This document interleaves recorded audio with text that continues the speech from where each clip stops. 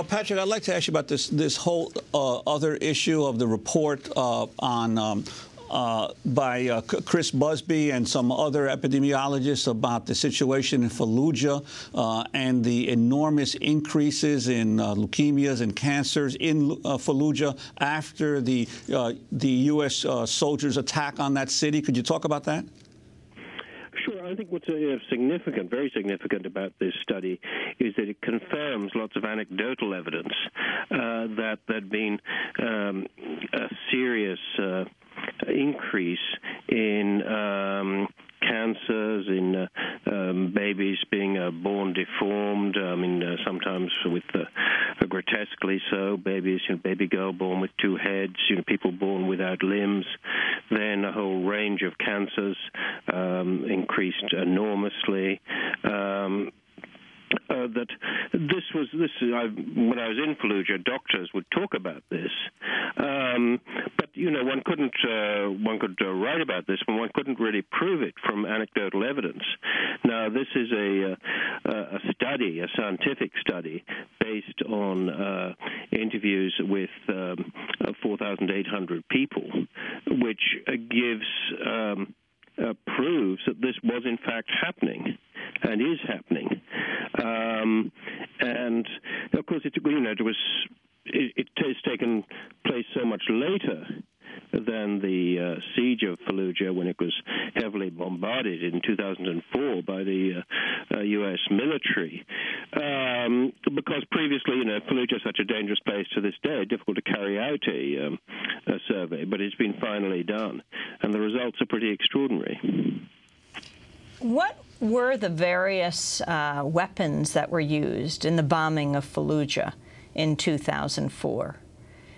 Well, primarily it was sort of, artillery and bombing. Initially it was denied that white phosphorus had been used, but later this was confirmed. I think one shouldn't lose sight of the fact in this case that before one thinks about was depleted uranium used and other things, that just simply the use of large quantities of high explosives in a city filled with civilians and people packed into houses, often you find whole families living in one room, was in itself going to lead to very, very high civilian casualties.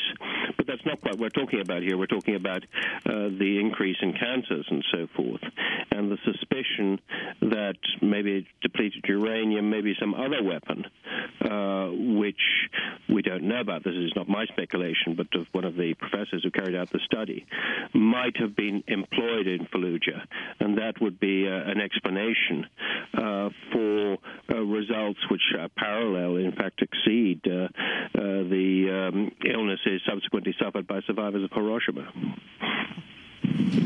It's interesting. Under President Bush, Afghanistan was the forgotten war. Under President Obama, Iraq is the forgotten war, Patrick.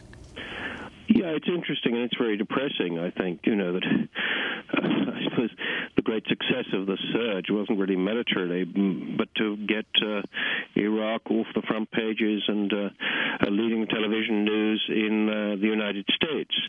And, people speak of Iraq being better. I suppose it is better. We only have about 300 people murdered every month rather than 3,000 a month we had a few years ago. But it's still extremely bad. But it is very strange that, last weekend we have 40 pilgrims killed in a southern Iraqi city by a bomb. And really, you'd have to hunt through the media to find any mention of this at all. And this is, continually happening. But it was if Iraq had returned to some sort of peace. Well, actually, it remains one of the most violent countries in the world. Maybe Somalia is worse, but not many other places.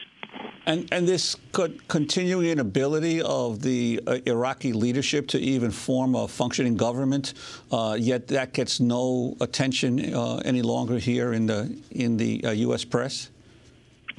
Yeah, I think it's happened because the surge, everything else that was oversold as a solution. Secondly, American soldiers are no longer being killed. Thirdly, they are being killed in Afghanistan.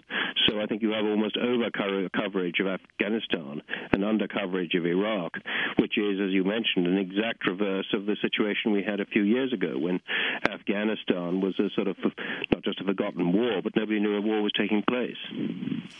Finally, the significance of August 31st, U.S. saying it's going to reduce the size of its forces in Iraq to 50,000. And does that include military contractors? I don't think it does. No, they'll remain. But I think that the pullout is quite genuine. Some people have been skeptical about this, but I think that with the situation in Afghanistan, I can't see the administration wanting to remain on in Iraq.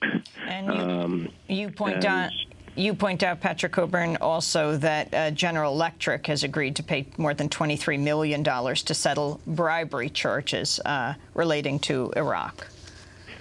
Sure, yeah. I mean, it's sort of, in general terms, I mean, this is one case, but in general terms, there's been, Iraq has gained the reputation as, I think there's an organization, Transparency International, being one of the most corrupt countries in the world. And, it's again, going back to a point we were talking about earlier, that there was some reason for this in perhaps the first year or two of the occupation. I remember the entire military procurement budget of $1.2 billion just disappeared, got stolen. But, this is sort of really going on to this day, that and this is sort of a real sign, I think, of a dysfunctional government.